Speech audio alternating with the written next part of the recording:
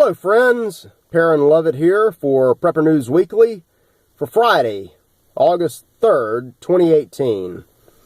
Just a couple of things to cover. I'm not exactly sure what title I'm going to go with or what kind of cover picture, but rest assured it'll be thrilling and relevant. There's good news, very good news, and there's not so good news. What are we going to cover here? I guess the good news first. It appears that our economy is, for now, booming. They're beginning to float 5% GDP growth and a 3.5% unemployment rate. The July unemployment numbers were just released, and for once we're actually seeing real jobs growth in manufacturing, which has usually lagged behind. Even in good months recently, most of the good jobs have been low-paying service sector employment. Now we're starting to see real jobs paying real money, and real wages are actually rising. I've posted some stories here, there, and yon about what increases in wages usually signals, and there are some other signals that things might not be going so well in the near future. But for now, enjoy the ride. Things seem great. Especially if you own stock in some kind of fruit company or something, as Forrest Gump says. Because yesterday, Apple hit the $1 trillion mark in market cap, which is just unbelievable. A $1 trillion private company that actually makes real products that apparently are in high demand. And just 20 years ago, Apple's future looked very uncertain as Steve Jobs retool things. So congratulations to Apple. I don't have them in my possession. I don't really use them, but I technically own some Apple products. I certainly pay for them. I know a lot of folks at Freedom Prepper are big on the Apple systems. So anyway, let's look at some of these other stories. And I was going to call some of these other stories the little things, but they're not really that little. One by itself might be, but there's so many of them that just constantly come up that you need to be aware of. So if you're on Facebook, which is another problem area, Facebook, with that $100 billion daily loss last week, the biggest loss in stock market history. Anyway, if you're on Facebook, we of course have the Freedom Prepper group, very, very popular, growing by leaps and bounds, and the Freedom Prepper page. And I post all of the news stories I can find that are even remotely related to prepping and survivalism to the page or the group. One of these things by itself would be noteworthy, but when they're all run together over and over again, it starts to look like a pattern affecting the way we live, our society, the country, and not just America, Canada, countries in Europe, all of the West are affected. It's almost like there's a plan, and where the plan is headed is either towards massive social unrest or massive socialism, which of course comes with massive social unrest. So don't ever stop prepping. We've got a dam threatening to overflow in Virginia. We've got wildfires burning in California. There's a potential hurricane headed towards Hawaii, I think. There's always a natural disaster brewing, but you also, as long as you have human societies and governments and an economy, you're going to have the potential for man-made disaster to happen. So let me get into just a few of these. Last weekend, I read a very good article in the Boston Globe, and then it was followed up in the Washington Post, about a heretofore secret TSA program known as Quiet Skies. And I wrote a TPC op-ed, which was published yesterday morning, my take on Quiet Skies, which is Very secret, but it's been around for about a decade. Actually over half the time that the TSA has been in existence.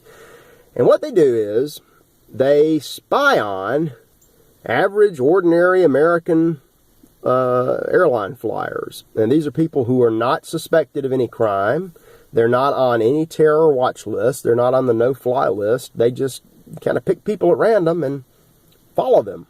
The air marshals do this on board planes. Who do they follow? Well, business people, flight attendants, other law enforcement officers, and quite possibly you.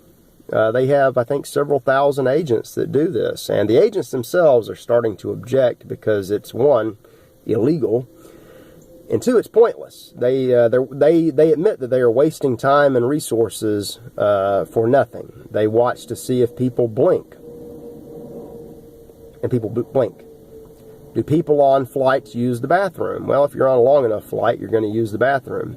Do people fall asleep on airplanes? Yes. Do they talk on phones? Yes. Do they talk to other passengers? Yes. Do they not talk to other passengers? Yes. Do they make eye contact with anyone? Yes.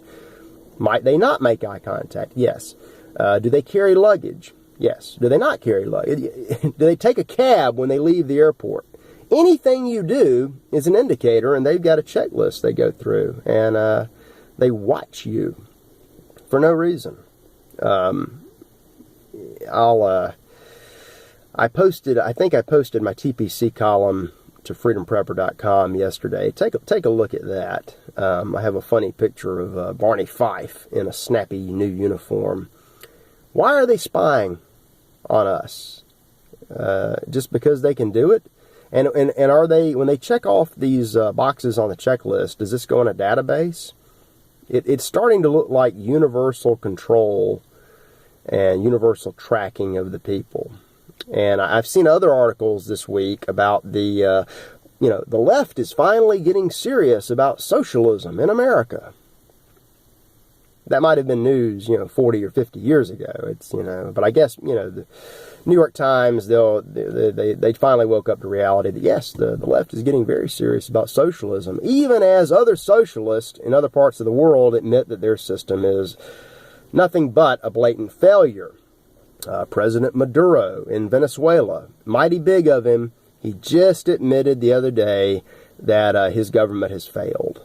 And now he's admitting that. He's not going to step aside until the army throws him out, but he just wants you to know that it's not working. Now, American socialists will not be deterred by this. They're going to push on with Medicare for all, college for all, more and more government programs, including the secret ones where they spy on you. And maybe it'll work here. It's never worked anywhere else in the history of the world, but that's not going to stop them from trying. And trying even during the best of economic times when you have other people in the country trying to make things better, they're determined to make things worse. Like there's an agenda. And as part of the agenda, there are all kinds of crazy double standards. Roseanne Barr got fired from the Roseanne Show for tweeting something that people said was racist. Now, you can say just about anything and somebody will scream that it's racist. They fired Roseanne for this racist statement that she said she didn't even think was racist. She didn't even know the race of the people she was tweeting about. Then you had James Gunn that I mentioned last week with the pro-pedophile child molesting tweets. He was also fired. Huge firestorm. All the Hollywood liberals, many of whom have connections to pedophilia, came out in his defense. And many of the fake conservatives, like little Ben Shapiro, came out in his defense also. The same people that said that Roseanne should be fired said that James Gunn should not be fired. And the same conservatives have come out in support of another woman with some outrageous tweets. I forget her name. It's like Jong or Jeong. Some woman that I'd never heard of is now a new editor at the New York Times, despite the fact that the Times knew when they hired her that she had a rather lengthy history of anti-white racist tweets. She said things like, white people are deformed and only deserve to live underground like groveling goblins. You're a groveling goblin, and she hates you. And that's okay. Racism is okay as long as it's directed at certain people. And of course, the same idiot fake conservatives that the establishment keeps pushing as controlled opposition keep coming out and supporting this stuff. Why support people that hate you? Why give your money to people that hate you? Another little thing I saw. I'm a cigar guy. I occasionally go to the big Davidoff store in Tampa. Probably the nicest cigar shop in America. Right around the corner from Raymond James Stadium. And I saw something on Davidoff's Facebook page. They were very upset because Raymond James has just banned all smoking. All tobacco products are banned from the entire stadium complex. And they had a little section outside the stadium, still within the gates, where people like to gather and smoke cigars. No more. Because, tyranny. We can just do that. It's bad enough that you get all the Bucks players kneeling and doing the other things that aren't related to football. But now they won't let you smoke your cigar at halftime outside away from everybody else. The solution that Davidoff proposed was, hey, boycott the games. Don't go to the games. We'll have the games on one of the many big screens here. Come watch it here. Why? Why watch it anywhere? Let them be communist on their own dime. Don't support your enemies. I guess that's where I'm going with this. It's time for us to stop supporting people that hate us. Not just hate us, but actually want us dead. If you follow a lot of these tweets against white Christians, black Christians, anybody that's normal, to include preppers, they hate us. And they frequently call for killing us. And sometimes they're willing to actually try it. There was a Trump supporter, had a Trump bumper sticker in Hyannis, Massachusetts, which is a little hard to understand how you have a Trump supporter in Hyannis. But anyway, he was there, and he got attacked by a woman. She rammed his car door with him standing right there. And, she's been charged with damaging his property. I would have charged her with attempted murder. It's time to wake up. A lot of these are isolated events. It's not something to panic about, but it is something to keep an eye on as a trend. And that's what we'll keep on doing here. Starting to ramble, starting to run a little long. Don't mean to panic anybody. Just trying to keep you aware.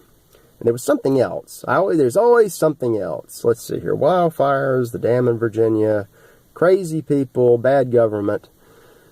We'll let it go.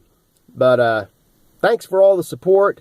Thanks for everybody for watching the Venezuela video, which is all of a sudden found, it's the closest thing to viral that I've ever gotten. And we'll follow up. Venezuela is the microcosm of why you should keep prepping for all these societal changes as they come, and they will keep coming. Very sad what's happened, and it's going to be even sadder if it repeats here. But not if I can help it. Not if you can help it. I'll be back with you next week. You guys have a great weekend, and stay dry, stay safe, and stop supporting the enemy.